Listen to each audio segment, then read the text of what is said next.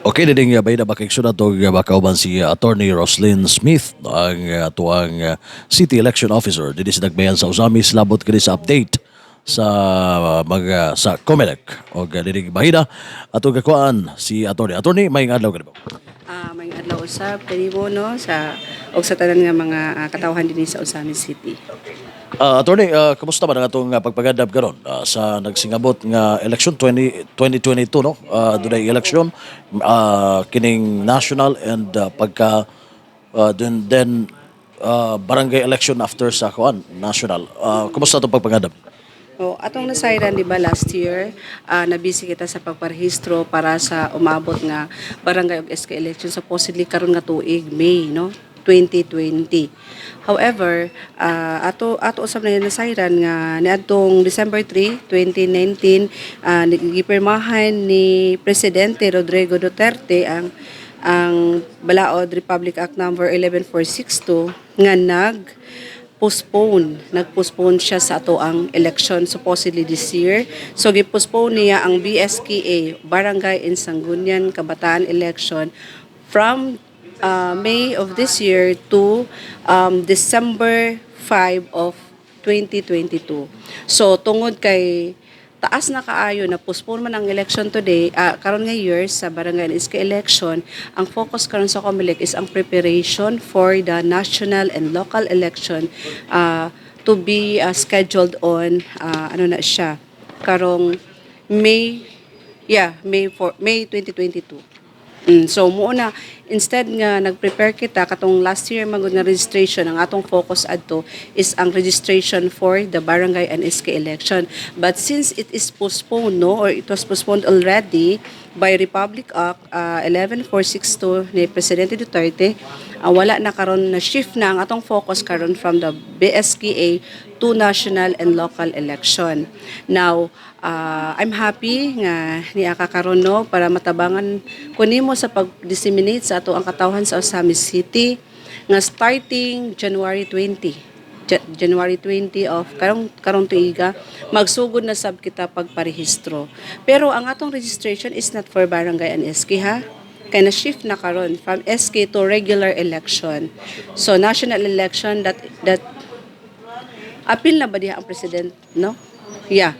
National election man siya. So I suppose no the term of our president, incumbent president right now will end on year 2022. So it's going to be a presidential na election no for down National and local, no? Ang point local. Yes, the national and local election that will be scheduled on May of 2022. So January 20 magsugod ang registration usay gidahuman nato ninang adlaw and pila ka months ang hangtod kano sa taman ang registration based sa tuwag schedule ato. Okay, muhuman musugod kita sa January 20 to September 30, 2021. So, karon the whole year today, and then next year 21 until September. Why September? Because naay proposition nga this coming national and local election, it's going to be like hybrid ang sistema ng COMELEC. But it's not yet final because it is the COMELEC, no? Main Manila who will decide. We simply receive kanang directives o unsa gyud kanang system. Ang election comes 2022. Ingon sila hybrid. Ang hybrid ko no means ang transmission lang ang automation. But the other process like kaning sa voting and counting is manual. So mugitawag nila og hybrid. Murag there's a combination of kanang manual and automatic. Ang automation would come on the transmission of results. So ang process of counting, di ba natay voting, counting and transmission. The process of this is still under pa study ng COMELEC, which is kanang more at least kanang kuan bitaw accurate no, then more convincing on the part pud sa mga electorate para makakuha ta og kanang honest election results. So almost 2 years ang gigahin ninyo alang sa registration, no? Kay taas nga panahon yun. Ano ba siguro nga tanan marehistro? Mm, perti kataas. So hinaot unta no nga dili na namo ma-experience ang last scenario atong December nga taas kaayo ang linya kay muog yun ni ang amo ag yung permanente nga ma-experience pagka mga last na weeks of election ng registration. Grabe ang taas nga pila nga no mag-inanin man ta. So hinaot unta nga karon pa lang daan starting January 20, sugod na nato i-update nato ang atong record kung naamo yung mga kinahanglan i-update sa COMELEC. Please come to our office because ang atong registration no will be 8 o'clock to 5 o'clock every day, starting Monday to pati Saturday na ata. Why na ay Saturday? Because we want everybody, para to cater everybody, especially katong mga estudyante nga nag-eskwela, katong nagtrabaho sa lain nga lugar, and hopefully, weekend, Saturday, they can come to us and update their records. So, bisag diha na lang dapita, nila makaanhi sila sa opisina. So kaya na itong taas kayo nga Lydia, gatong nahitabo before. Taas mo po nga panahon ninyong gihatag karon. So, si kinsa ang mga angay nga mo update sa ilang record, attorney? Pwede na ito masahiran. Kinsa ni sila o ang atong buhatan anda mo yun mo kuan ani nila malag. Mo alagad. Ang ato karong mga qualification na sa magparehistro, magikan sa 18 years old and then resident sa Pilipinas for 1 year. And then kung asa siya mubutar nga lungsod or particularly here in Ozamis, dapat residensya siya sa Ozamis within 6 months no prior to election. However, nakitay caption nga if dili pa ka 18 karon or karong 20 dili pa ka 18 pwede na ka mo rehistro provided on or before election day you will be 18 years old and at least 6 months residence ng Ozamis City. So, muna siya requirement. So, karon pa lang daan, sa among computation, ang katong natao sa year 2004, so pwede na sila mo parehistro karon pa lang. Okay. Katong mga nag-update silang status, importante ba na siya, attorney? Importante kaayo like mo update sila no mo transfer especially so kaning gitawag nato og mga deactivated na mga botante. Now once you are deactivated, you cannot run, you cannot vote and you cannot be a voter as well. So importante kaayo siya nga ma-active ang imuhang records sa opisina kay kung deactivated ka, that means nga you cannot participate comes national and local election. Not only the activation, we also cater katong mga transfer. Now, if you want to transfer from other municipalities to Ozamis City, then do it now. Okay. Sa hinungdan ganong deactivated ang uban attorney, sa na ba dito wala nagkabutar sa managsunod nga tulo ka election ba to sa mga rason ug usa pa mga hinungdan nganong deactivated ang uban. Katong gitawag nato og na-deactivate siya kay wala siya kabotar for 2 consecutive national and local election, and then katong disqualified po siya for reasons of kanang naay conviction of a crime because naamon po tay mga years na pwede niya pwede ra niya ma-reactivate kung na siya bulapas na siya sa mga years of service niya. So muuto ang usa sa mga gikinahanglan i-update niya ang ihang record. Dili man kaayo daghan katong like example sad kanang you're single and then you're married, so i-transfer pa nimo ang imong record, i-update pod nimo from single to married. So mo na siya mga proseso sa pag-update sa imong record sa COMELEC. So from single to married, magdala pa ba sila marriage contract? Yes, of course, kay multi basis na to because once you are recorded here as married, you cannot come again and then you will say you're single. Kay we need proof of that na let's say na annulled ka, no? Because that's only the reason that you can change your married status to single. Pero mo bitaw na nga particular kay may diha pong dapita sa correction kay once ma-recorded na ka, dili ina naka-easy lang mobalik na po kasi imong single status. Pagdala po mga IDs, unsa nga mga IDs, mga government IDs, pila ka IDs posible dalon pag-apply na sa registration.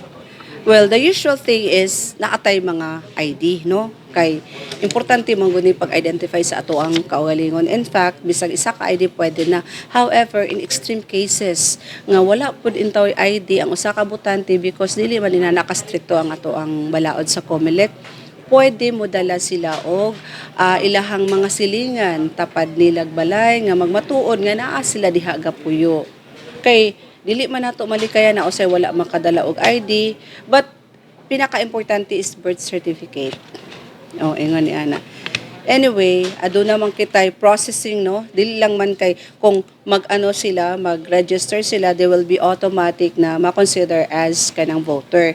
We have period within which somebody can oppose to his application for registration. So let us say nag-register siya on that day, and then we have period within which everybody or any interested person can question that application, and then we will conduct also hearing as to whether or not he really is a registered voter in that particular place. Kung naa siya diha gapuyo, we will conduct an investigation.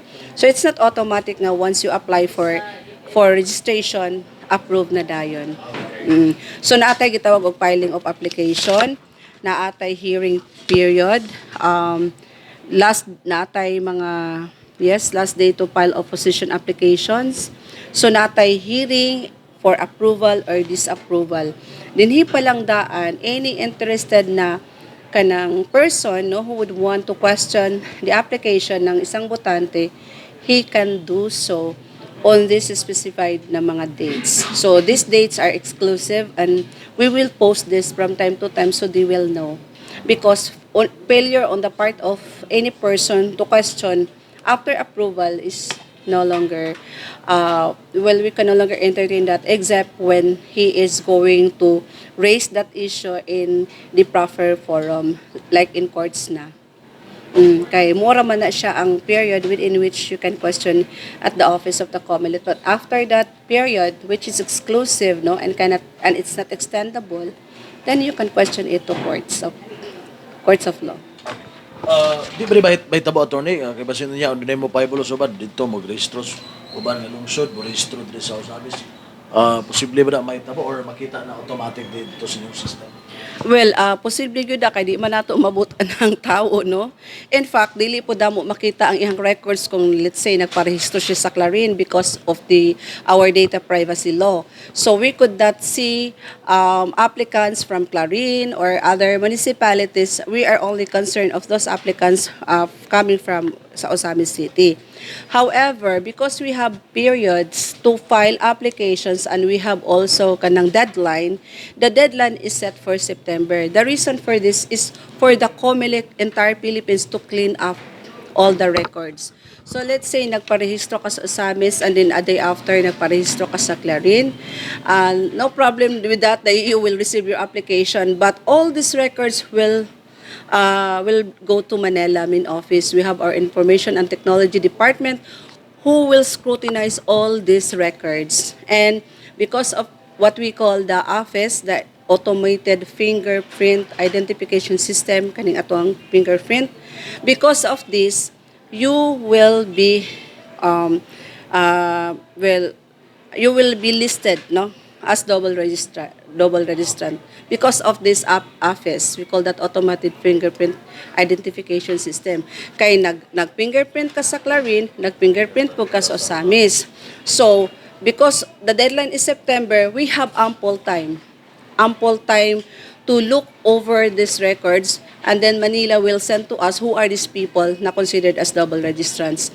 And when we will be furnished with the list of these double registrants, we will automatically delete all these applicants. Ang Instead nga kuan ma-delete no siya dili na siya kabutar Dili na no. noon. The consequence is, dili na siya makabutar na noon. Dili siya kabutar sa Clarin, di po siya kabutar sa Osami. So, dili maayo ha, daghano na to. Kay common sense will tell us that it is a sin to make to registration. Ha, dili naman kinahanglan nato pa ning eskwelahan, no? Nga para makabaluta nga dili di ay pwede magrehistro og kaduha. Okay? How about na mga dual citizen attorney? Pwede ba sila gyapon no? Dual citizen? Well, ang dual citizen cannot vote man yun as a matter of it's in the prohibition. Dapat citizen of the Philippines jud. Kaya you have to choose to reacquire. To reacquire. In fact, when you win for a certain elective office, you will be kicked out because of that law that prohibiting dual citizens no to hold public office. It's an actual case, and there's already people who got convicted on that issue. Okay.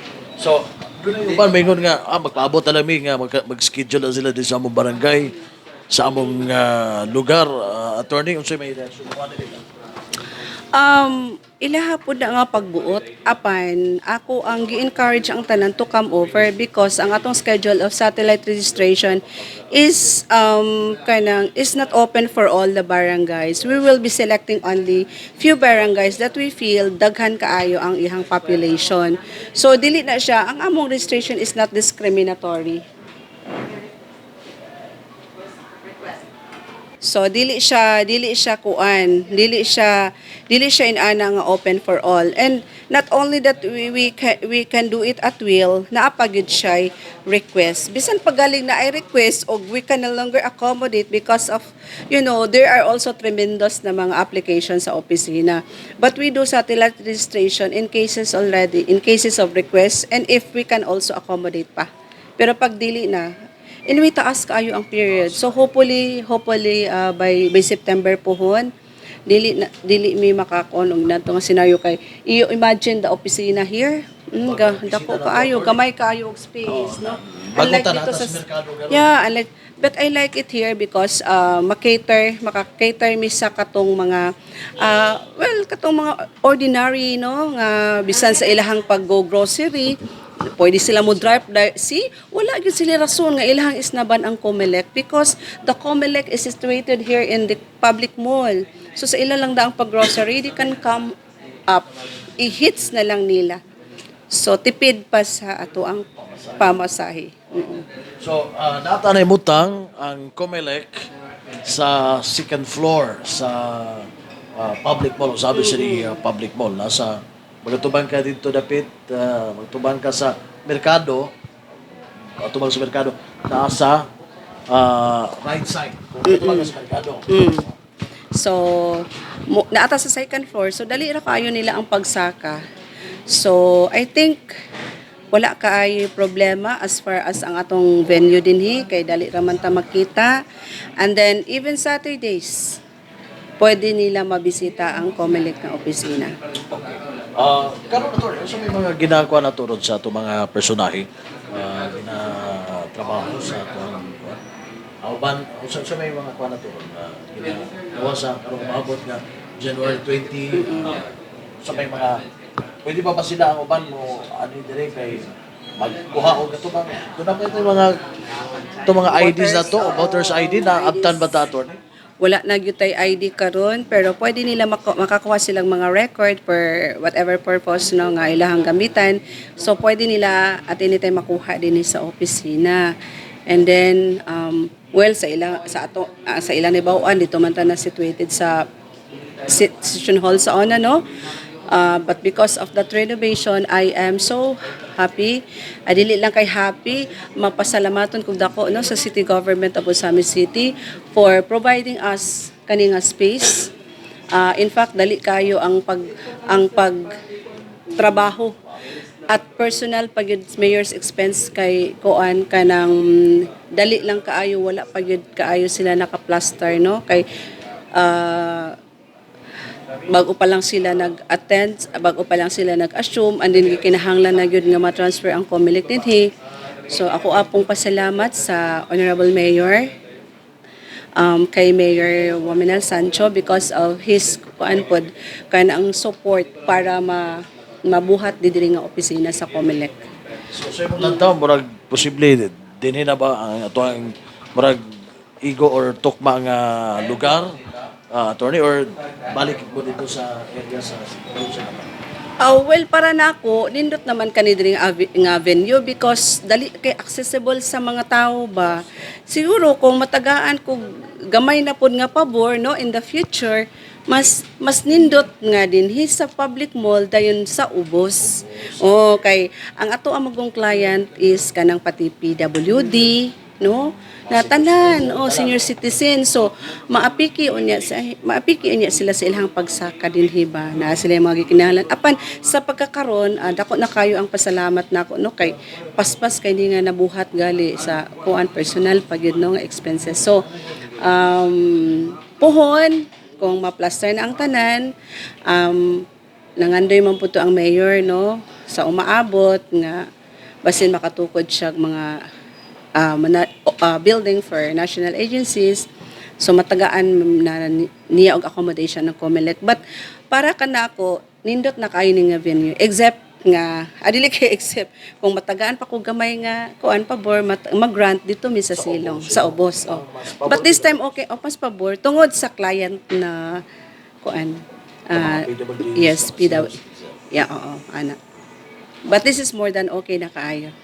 Thank you sa city government for this accommodation nga ilan ni suporta gyud sila sa COMELEC no base sa local government code pod nga nag-mandate pod nga maghatag og space sa mga national government. So ilahag yung gituman ang pagpahimutang sa mga national agencies nga na-locate sa ilahang area. Base sa inyong pinakawahing talaan, pila gyud ginaganon sa itong mga botante diri sa atoang sa syudad sa Ozamis? Katsa oy. Sa tiputan. Okay, attorney, pila ginaganon sa itong mga voters kuha na to diri sa mismo sa Ozamis?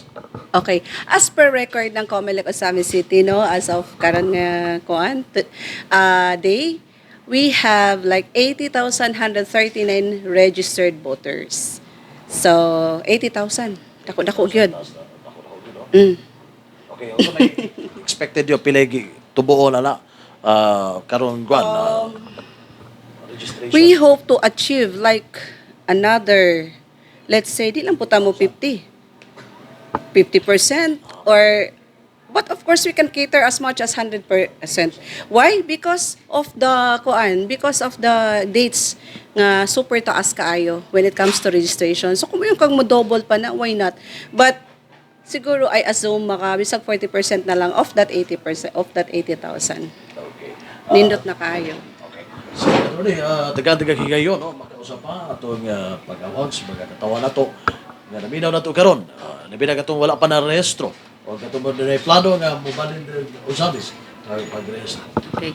Daghang salamat ini nga opportunity no. Iawhag nako ang katawhan sa Ozamis City. Hinaot pa unta nga karong January 20, 2020 muhinay-hinay na mo og pamisita sa COMELEC nga opisina because we are open from Monday to Saturday, 8 o'clock until 5 o'clock in the afternoon to cater whatever you request. So naakita sa second floor public mall ng Ozamis City and then dili na kita magdugay-dugay pa because what happened last year is not so pleasant.